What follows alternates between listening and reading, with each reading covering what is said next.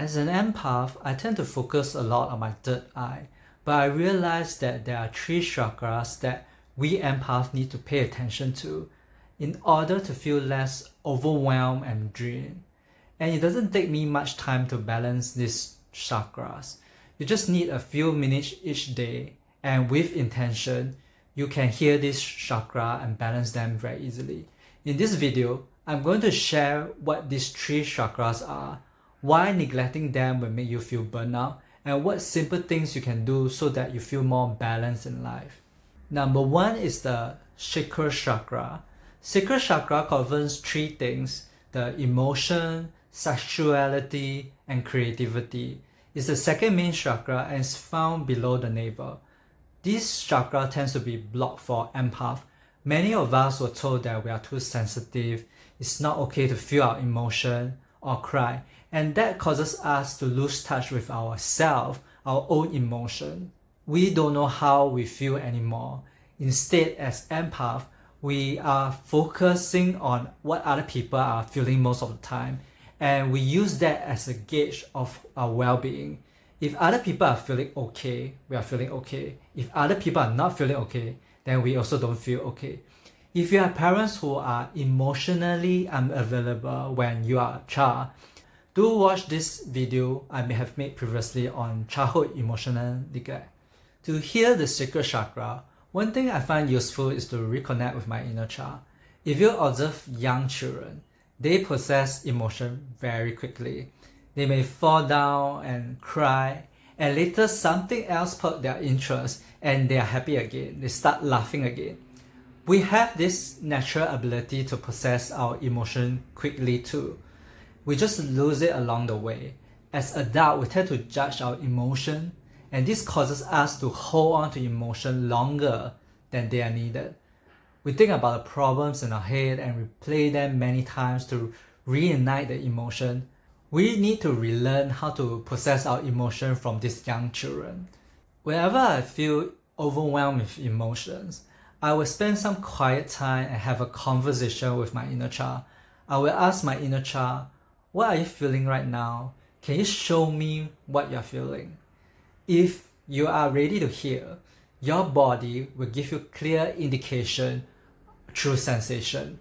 For example, sometimes I feel it in my left hand, this numbing and tingling sensation, and then I'll know that I have to soothe this part of my body. Most importantly, don't judge your emotion. Sometimes when I consult my inner child, it just wants to throw a little tantrum. So I just let myself stomp on the ground like a little child. And as an adult, we may judge this action so childish, it looks silly and ridiculous. But I can tell you, I felt so good after letting myself throw a bit of tantrum for a couple of minutes. Then the rest of my day, I could feel more peaceful and I could be more focused and concentrate on whatever I'm doing. It's better than having this angsty energy lurking in the background, which affects my focus and concentration. Or even worse, it may come out as an outburst or emotional reaction when I can't suppress the emotion anymore. Another important thing about healing this inner child is to play. The inner child needs to play and have fun and be creative. As mentioned, the sacral chakra governs the creativity too. Being creative helps to nurture a healthier sacral chakra. So you can paint, draw, dance, whatever your inner child loves to do. Don't feel guilty about it.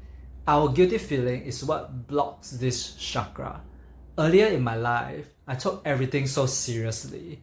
But after I have spiritually awakened and I allow myself to be more in touch with my inner child, I allow myself to play, I find myself to be more alive, more youthful, more childlike, and really more myself.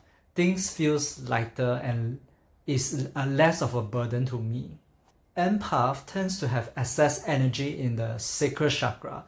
This causes us to be overly emotional, overly indulgent in our emotions, and this can cause us to feel very overwhelmed easily. The sacral chakra has the element of water.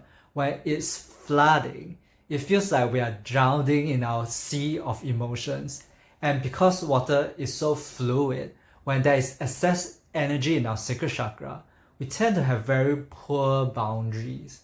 We'll just go wherever the flow is and follow the direction of the environment or the people. This chakra is also about flowing and moving.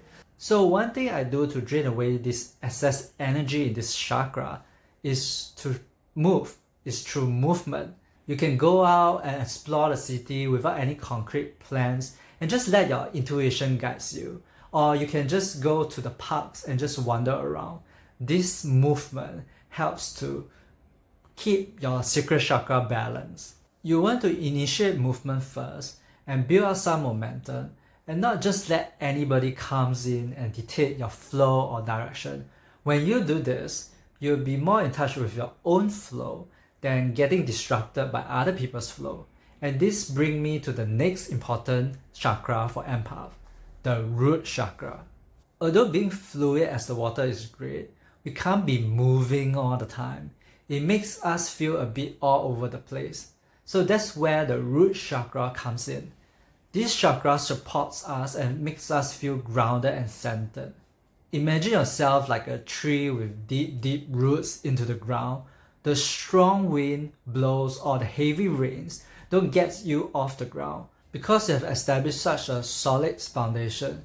If you have a strong, healthy root chakra, other people's emotion won't sway you as much. You still know what other people are feeling, but you wouldn't be carried away by their emotion. When you detect someone with negative energy is coming your way, quickly establish this stable foundation. If you are standing, focus on your 2 feet planted firmly on the ground. If you are sitting, focus on your tailbone on your seat and sit up straight. This will give you a mental reminder that, hey, I need to be extra grounded in this situation. It gives you a kind of preparation. One simple thing I like to do is to visualize myself like a tree. Beyond the sole of the feet, I imagine myself growing roots deep into the ground. This will be even better if you can do it outdoors and really plant your bare feet into the ground. Energy can go 2 ways. You can imagine all this overwhelming emotion that you're feeling get released into the ground.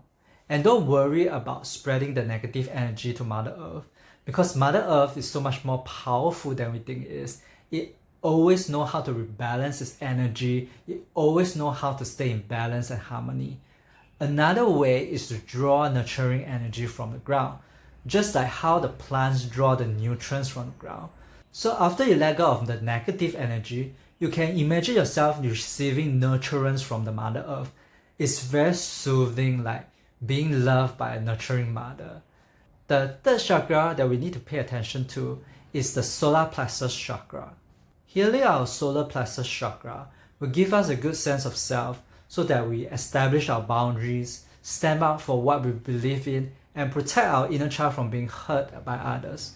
When we think about the solar plexus chakra, we usually think about self-esteem, confidence, and taking action.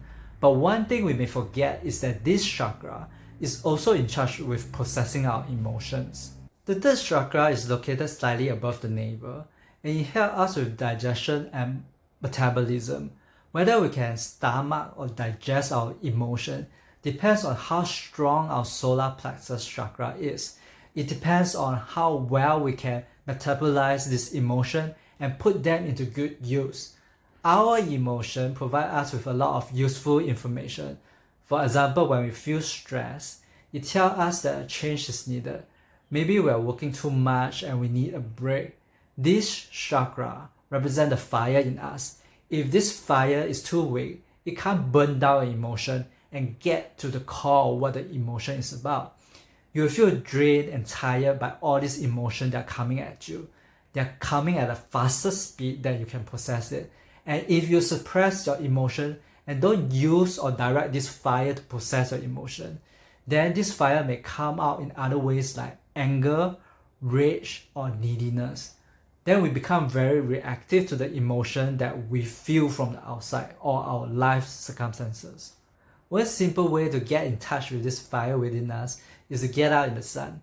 Sunshine and vitamin D naturally makes our mood better, but also, the sun is a symbol we can use to remind ourselves that we are the center of the universe. And I'm not saying this in an egoic way, like, oh, we are the most important people in the world, everyone has to serve us. I'm saying that this chakra is vital for your own growth and your well-being, especially for an empath. The sun is important. It's the source of energy and life. It holds the solar system together. That's why all the other planets revolve around the sun and not the other way around. We empaths tends to revolve around other people, like they are our sun, like their emotion and their problem are more important than us. To heal this chakra, we have to change the way we think of ourselves.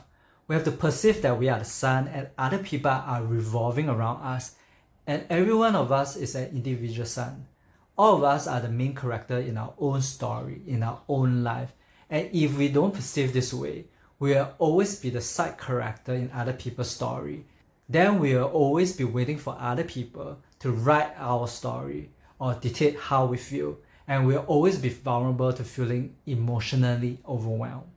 If the root chakra plants you firmly into the ground and gives you stability, the solar plexus chakra gives you a strong sense of self so that you don't get pushed around or influenced by other people. The sacral chakra gives you the flexibility to handle various life situations and emotions so that you don't get too rigid. With all these chakras working together, you'll feel better and more peaceful as an empath. However, for an empath, these three chakras tend to be blocked in our childhood. You know why? Watch this next video to find out why.